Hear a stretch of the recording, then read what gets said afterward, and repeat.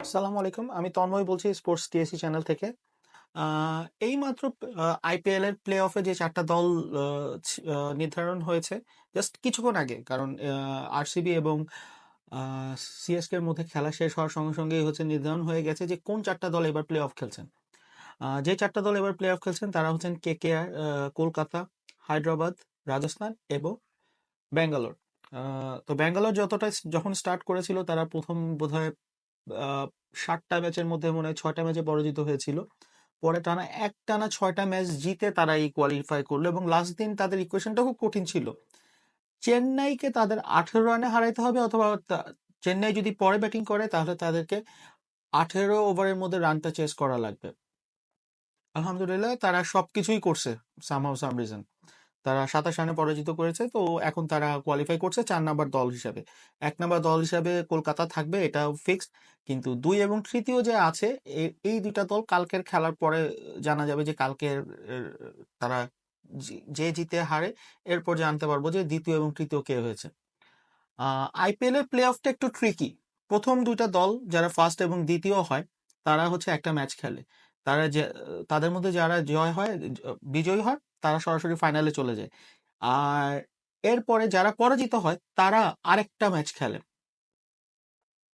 তাদের আরেকটা সুযোগ থাকে হচ্ছে ফাইনালে যাওয়ার।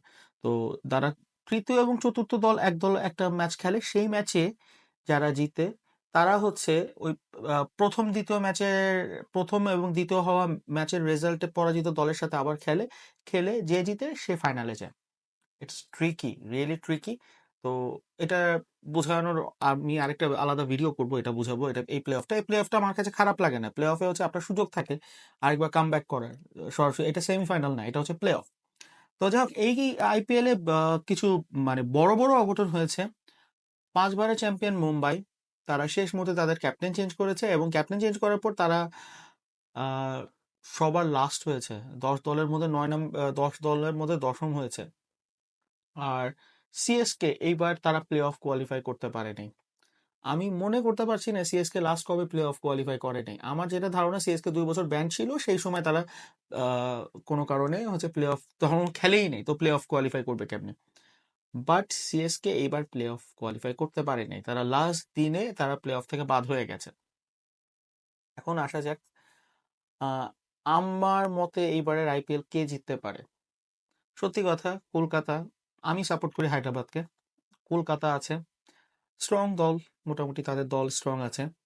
আর হায়দ্রাবাদের ব্যাপার যেটা আছে, হায়দ্রাবাদকে আমি সাপোর্ট করি সেই 93 সাল থেকে রঞ্জি ট্রফি আমি দেখি। টু বি ফ্র্যাঙ্ক, আমি 93 সাল থেকে রঞ্জি ট্রফি দেখি। আমি দুজন হায়দ্রাবাদের প্লেয়ারের নামও বলতে পারবো যাদেরকে আমি খুব পছন্দ করতাম। একজন হচ্ছেন আজহারউদ্দিন, আর পরে হচ্ছে ভিভিএস লক্ষ্মণ। তো আমি 93 সাল থেকে হায়দ্রাবাদের সাপোর্টার, সো নতুন কিছু না আমার জন্য। আর 2016 সালে তো মুস্তাফিজও খেলেছিল হায়দ্রাবাদে।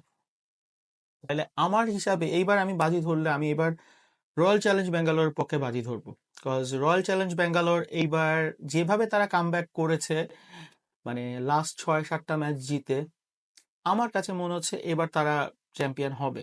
আর বিরাট কোহলি, আর যেহেতু এটা একটা প্রাইভেট লিগ, তো আপনি চিন্তা করেন টেন্ডুলকার তার শেষ ওয়ার্ল্ড কাপ জিতেছে একদম শেষবার যখন অংশগ্রহণ করেছিল 2011 সালে।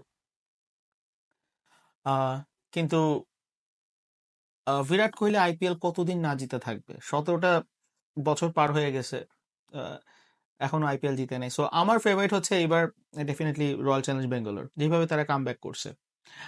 তাদের খেলা কার সাথে পড়বে এটা এখনো ঠিক হয় নাই। হায়দ্রাবাদের সাথেও পড়তে পারে, রাজস্থান রয়্যালের সাথেও পড়তে পারে। আবার কলকাতার প্রথম ম্যাচটাও ঠিক হয় নাই, ওইটাও হায়দ্রাবাদ অথবা রাজস্থান রয়্যালের সাথে যে কোনো দলের সাথে পড়তে পারে। আপ আহ, তো জাস্ট এই আপস অ্যান্ড ডাউনস আইপিএল এর মধ্যে রেজাল্ট দিয়ে শেষ করছি। আপনাদের মতে এবার আইপিএল কে চ্যাম্পিয়ন হবে এবং আপনি কোন দলকে সাপোর্ট করতেন, এটা একটু কমেন্টে লেখেন। আর আবার যেটা বলার, আহ, খুবই ছোট ক্রিয়েটার আমি, সো নিজেই হচ্ছে নিজে ভিডিও করি, নিজেই নিজে এডিট করি সবকিছু, তাই খুব ভালো প্রেজেন্টেশন হয় না, এডিটও ভালো হয় না। সো আমি আপনাদেরকে একটা রিকোয়েস্ট করবো যে একটু সাবস্ক্রাইব করেন, বাট সাবস্ক্রাইব করেন কিংবা লাইক দেন, একটু কমেন্ট করেন, ভিডিওটা দেখেন। দরকার হলে যদি ভালো না লাগে ভিডিওটা অন করে মোবাইল উল্টা করে রেখে দেন, তাও তো ভিডিওটা চলুক, একটু দেখুক।